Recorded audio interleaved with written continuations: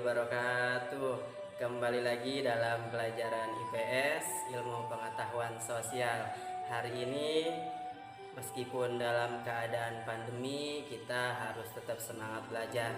Dan kalian anak-anak Bapak harapkan harus tetap semangat belajar walaupun kalian berada di rumah, karena belajar itu adalah hak untuk semua anak. Nah, pada kesempatan kali ini sebelum kita mulai, alangkah lebih baiknya kita berdoa terlebih dahulu. Berdoa menurut kepercayaan agamanya masing-masing. Mulai. Ya, selesai. Nah, semoga anak-anak Bapak semuanya dalam keadaan sehat walafiat. Nah, untuk pembelajaran hari ini, simak video berikut ini dan jangan lupa di akhir video akan ada soal yang harus kalian jawab. Oke, check this out.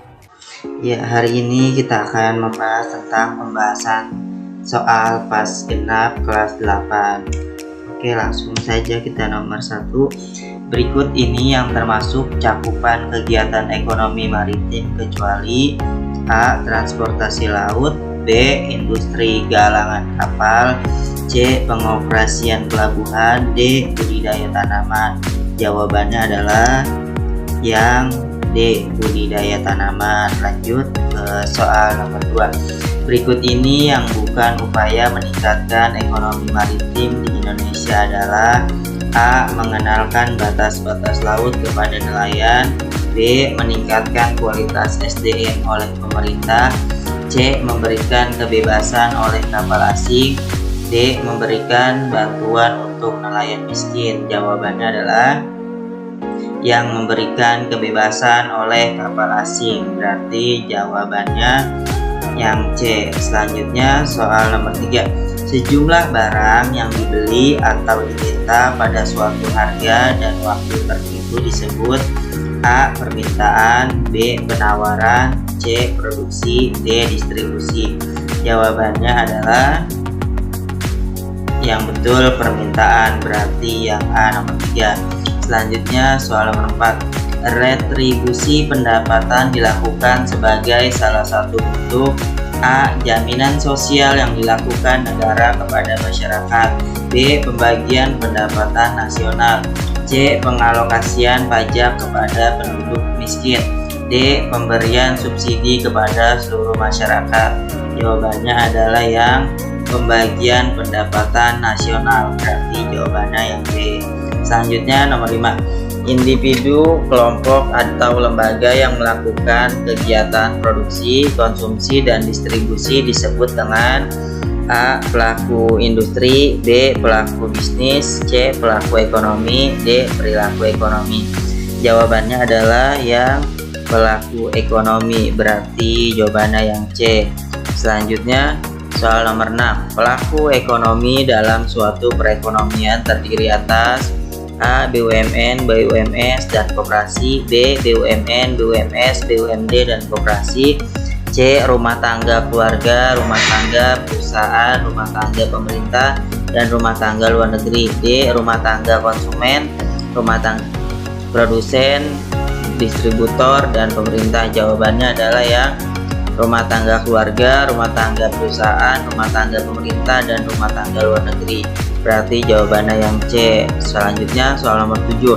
Berikut ini yang bukan tujuan pembangunan kelautan adalah A. Pertumbuhan ekonomi tinggi secara berkelanjutan, B. Menjadi laut satu-satunya sumber pendapatan nasional, C. Terpeliharanya kelestarian lingkungan dan sumber daya kelautan, D. Menjadikan laut sebagai pemersatu dan tegaknya kedaulatan bangsa. Jawabannya adalah menjadikan laut satu-satunya sumber pendapatan nasional. Berarti jawabannya yang B. Selanjutnya soal nomor 8. 3 peran penting rumah tangga pemerintah adalah sebagai A. Regulator, konsumen, dan produsen, B. Konsumen, produsen, pemungut pajak, C. Motivator, fasilitator, dan regulator, D. Perencana, pelaksana, dan pengawas. Jawabannya adalah yang A. Regulator, konsumen, dan produsen.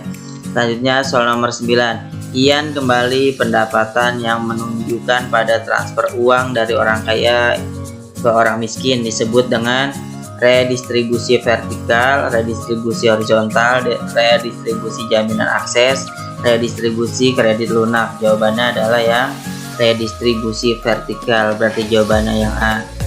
Selanjutnya nomor 10. Berikut ini yang bukan merupakan ruang lingkup perdagangan antar negara adalah: A. Perpindahan barang dan jasa dari suatu negara ke negara lain. B. Pemindahan modal melalui investasi asing dari luar negeri ke dalam negeri. C. Perpindahan tenaga kerja dari suatu negara ke negara lain. D. Perpindahan data tentang pangsa pasar di luar negeri. Jawabannya adalah yang perpindahan data tentang pangsa pasar dari luar negeri, berarti jawabannya yang B. Selanjutnya soal nomor 11. Sebab khusus terjadinya perlawanan di Ponorogo adalah: adanya kebencian rakyat terhadap Belanda, adanya beban pajak yang memberatkan rakyat, dikumandangkannya perang Sabil. D. Adanya pembuatan jalan raya oleh Belanda melewati tanah leluhur di Ponorogo. Kayaknya jawaban yang D. Jawabannya adalah yang A. Adanya beban pajak yang memberatkan rakyat, berarti jawabannya yang B. Selanjutnya soal nomor 12. Dalam menghadapi perlawanan di Ponorogo, Belanda menerapkan sistem pagar betis, benteng stelsel, perlawanan terbuka, perlawanan gerilya. Jawabannya adalah benteng stelsel, berarti jawabannya yang B. Selanjutnya soal nomor 13. Perlawanan rakyat di Banjarmasin dipimpin oleh Pangeran Tamjidillah, Kiai Mojo, Pangeran Antasari, Kiai Hasan Basri. Jawabannya kayaknya C. Pangeran Antasari, ya 13 yang C. Selanjutnya nomor 14. Pejuang Aceh yang mendapat gelar Panglima Besar oleh Johan Pahlawan ialah Tengku Umar, Cut Nyadin, Panglima Polim, Cik Ditiro. Jawabannya adalah Tengku Umar, berarti yang A. Selanjutnya nomor 15. Tuanku Imam Bonjol adalah pemimpin perlawanan rakyat dari daerah Sumatera Utara, Sumatera Barat, Kalimantan Barat, Kalimantan Selatan. Jawabannya adalah Sumatera Barat, berarti yang B. Selanjutnya soal nomor 16. Perang Padri tahun 1825 timbul akibat Belanda ikut campur membantu kaum adat, pertentangan kaum adat dengan kaum ulama, hasil panen rakyat dirampas oleh Belanda, penarikan pajak tanah yang cukup tinggi. Jawabannya adalah pertentangan kaum adat dengan kaum ulama, berarti yang B. Selanjutnya soal nomor 17. Lawan yang mendapat gelar ayam jantan dari timur adalah Pangeran Antasari, Imam Bonjol, Sisingamangaraja 12, Pak Sultan Hasanuddin. Jawabannya adalah Sultan Hasanuddin, berarti yang D. Selanjutnya soal nomor 18. VOC mengalami kemajuan pesat di bawah pimpinan Daendels, Van den Bosch, Peter John Horn, Peter Bot. Jawabannya adalah Peter John Horn, berarti yang C. Selanjutnya nomor 19. Perlawanan terhadap Belanda yang menghasilkan membunuh Jenderal J.P. Kon dipimpin oleh Sultan Ageng Tirtoyoso, Sultan Trenggono, Sultan Agung, Sultan Hasanuddin. Jawabannya adalah Sultan Agung, berarti 19, jawabannya C. Selanjutnya nomor 20. Menurut aturan tanam paksa, penduduk wajib menyerahkan tanah seluas 1/3, 1/4, 1/5, 1/6. Jawabannya kayaknya C, 1/5. Ya, nomor 20 jawabannya C, 1/5. Selanjutnya nomor 21. Sistem tanam paksa di Indonesia yang diperkenalkan oleh Gubernur Jenderal Johannes Van den Bosch membuat rakyat Indonesia mengenal berbagai macam tanaman baru, hidup bahagia dari tanaman yang menimpa, menderita dan miskin akibat tanam paksa, mendapat perhatian dari pemerintah Belanda. Jawabannya yang C, menderita dan miskin akibat tanam paksa. Selanjutnya nomor 21. Mobilitas sosial masyarakat Indonesia pada masa pemerintahan kolonial Belanda disebabkan oleh berkembangnya upaya peningkatan kesejahteraan rakyat, perkebunan besar membutuhkan tenaga kerja, urbanisasi masyarakat dari desa ke kota, keinginan rakyat untuk mencari daerah-daerah baru. Jawabannya yang perkebunan besar membutuhkan tenaga kerja, berarti yang B. Selanjutnya nomor 23. Lantern System yang pertama kali muncul di Indonesia pada zaman penjajahan Belanda, Inggris, Spanyol, Portugis. Jawabannya yang B, Inggris. Nomor 24. Pemerintah Hindia Belanda sejak tahun 1830 menyelenggarakan sistem tanam paksa karena sistem ini merupakan cara yang paling mudah untuk mengisi kas pemerintah Belanda. Yang B, usaha nilai yang dianggap dapat mengatasi krisis keuangan negeri jajahan. C, sistem ini merupakan salah satu ketentuan dalam Kongres Wina D. Sistem ini dapat dijalankan oleh raja-raja Jawa sebelum kedatangan Belanda. Jawabannya yang sistem ini merupakan cara paling mudah untuk mengisi kas pemerintah Belanda. Berarti yang A, nomor 24. Nomor 25. Tahun 1870, pemerintah kolonial Hindia Belanda menghapuskan sistem tanam paksa, menyebabkan utamanya adalah atas persetujuan pemerintah Belanda dan raja-raja lokal, pemerintah Hindia Belanda tidak mendapatkan keuntungan apa-apa atas desakan dari golongan liberal dan pemilik modal. Yang D, harga tanaman yang dihasilkan melalui sistem tanam paksa menjadi merosot. Jawabannya yang atas desakan dari golongan liberal dan pemilik modal. Berarti jawabannya yang C, nomor 26. Kultur stelsel merupakan salah satu sebagai akibat dari hancurnya VOC, Pangeran Diponegoro kalahnya Belanda. Jawabannya yang kosongan kas dari negeri Belanda. 27. Perhatikan data-data di bawah ini. Ada Cina, India, Arab, Turki, Belanda, dan Portugis. Dari kata-kata di atas tersebut yang termasuk golongan timur asing dalam masyarakat kolonial Belanda di Indonesia adalah golongan timur. Arab yang ada 3-nya, 1, 2, dan 3. Berarti jawabannya yang A. Nomor 28. Terjadinya migrasi penduduk di Indonesia ke pusat-pusat perkebunan dan pusat-pusat industri terjadi pada masa awal penjajahan bangsa barat di Indonesia, berdirinya kerajaan-kerajaan yang bercorak Islam, masuknya agama dan kebudayaan Islam ke Indonesia, berlakunya politik liberalisme tahun 1870 di Indonesia. Jawabannya berlakunya politik liberalisme tahun 1870 di Indonesia. Berarti jawabannya yang D, nomor 29. Terjadinya migrasi penduduk di Indonesia pada abad ke-16 sampai abad ke-19 membawa akibat sebagai berikut, kecuali terjadinya pembauran penduduk di daerah tujuan migrasi menjadi homogen, mempercepat proses integrasi bangsa Indonesia. Yang D, kehidupan masyarakat menjadi lebih dinamis. Yang jawabannya penduduk di daerah tujuan migrasi menjadi homogen. Berarti jawabannya yang D.